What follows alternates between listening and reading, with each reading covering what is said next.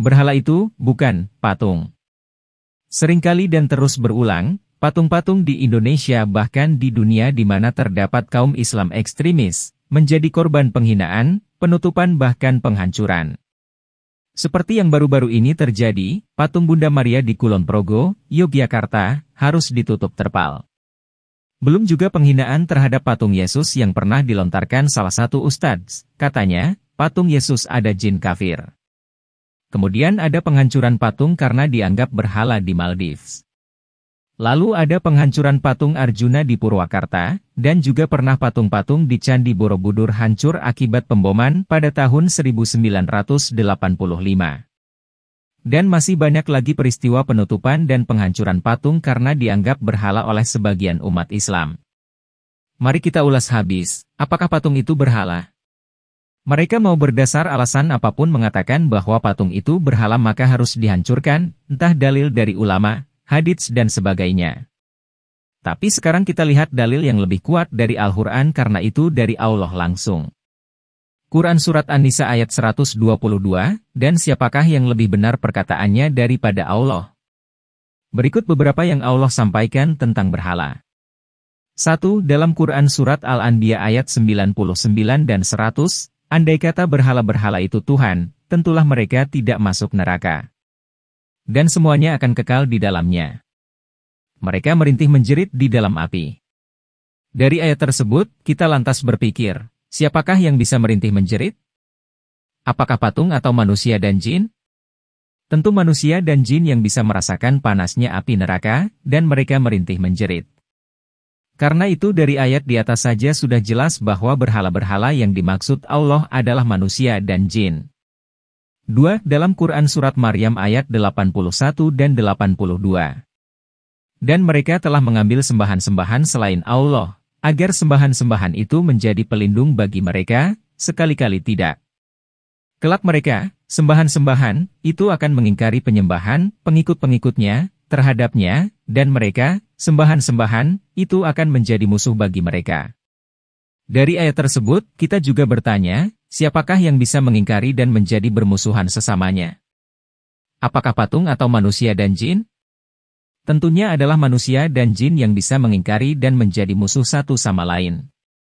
Jadi berhala atau sembahan-sembahan yang dimaksud Allah dalam ayat tersebut adalah berbentuk manusia atau jin, bukanlah patung.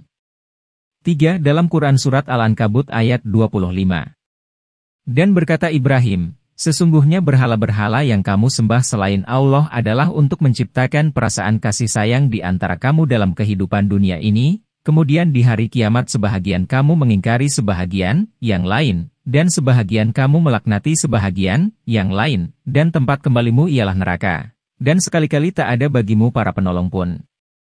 Dari ayat di atas, kita bertanya kembali, siapakah yang bisa memberikan kasih sayang dan saling melaknati sesamanya? Apakah patung atau manusia dan jin? Tentu sekali lagi, yang bisa memberikan kasih sayang dan saling melaknati di antara mereka sendiri adalah manusia dan jin, patung mana bisa. 4. Dalam Quran Surat Asy-Syu'ara ayat 91-98. Dan diperlihatkan dengan jelas neraka jahim kepada orang-orang yang sesat. Dan dikatakan kepada mereka, di manakah berhala-berhala yang dahulu kamu selalu menyembahnya selain dari Allah? Dapatkah mereka menolong kamu atau menolong diri mereka sendiri? Maka mereka, sembahan-sembahan itu, dijungkirkan ke dalam neraka bersama-sama orang-orang yang sesat dan bala tentara iblis semuanya. Mereka berkata sedang mereka bertengkar di dalam neraka. Demi Allah, sungguh kita dahulu, di dunia, dalam kesesatan yang nyata. Karena kita mempersamakan kamu dengan Tuhan semesta alam. Lagi-lagi kita bertanya dari ayat tersebut, siapakah yang bisa saling bertengkar? Apakah patung atau manusia dan jin? Tentunya lagi-lagi hanya manusia dan jin yang bisa saling bertengkar, patung mana bisa saling bertengkar atau diajak berkelahi. Jangankan itu, patung tidak bisa bicara apalagi berdebat, berkelahi. 5. Dalam Quran Surat Al-A'raf ayat 38. Allah berfirman, masuklah kamu sekalian ke dalam neraka bersama umat-umat jin dan manusia yang telah terdahulu sebelum kamu. Setiap suatu umat masuk ke dalam neraka, dia mengutuk kawannya, sehingga apabila mereka masuk semuanya berkatalah orang-orang yang masuk kemudian, di antara mereka kepada orang-orang yang masuk terdahulu, "Ya Tuhan kami, mereka telah menyesatkan kami, sebab itu datangkanlah kepada mereka siksaan yang berlipat ganda dari neraka."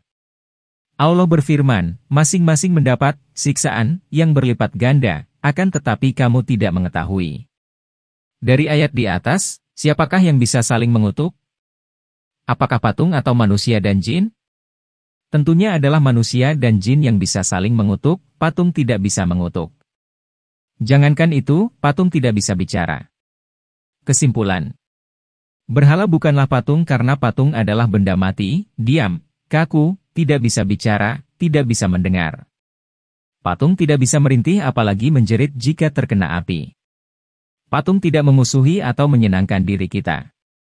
Patung tidak bisa memberikan kasih sayang bahkan perhatian, dan juga tidak bisa mencaci apalagi melaknati atau mengutuk. Patung tidak bisa membalas bantahan apalagi bertengkar satu sama lain. Jadi menurut Allah dari ayat-ayatnya dalam Al-Quran, berhala adalah manusia dan jin, karena manusia dan jin itu bisa bergerak, merasa, berpikir, mendengar, berbicara, dan sebagainya. Manusia dan jin bisa merintih dan menjerit jika terkena api. Manusia dan jin bisa saling memusuhi dan mengingkari atau membantah. Manusia dan jin bisa saling memberi kasih sayang, melaknati dan mengutuk. Manusia dan jin bisa saling bertengkar.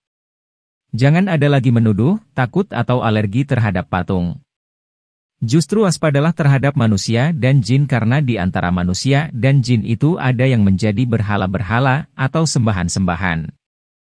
Bagaimana menurut sahabat semua? Silakan berkomentar di bawah video ini.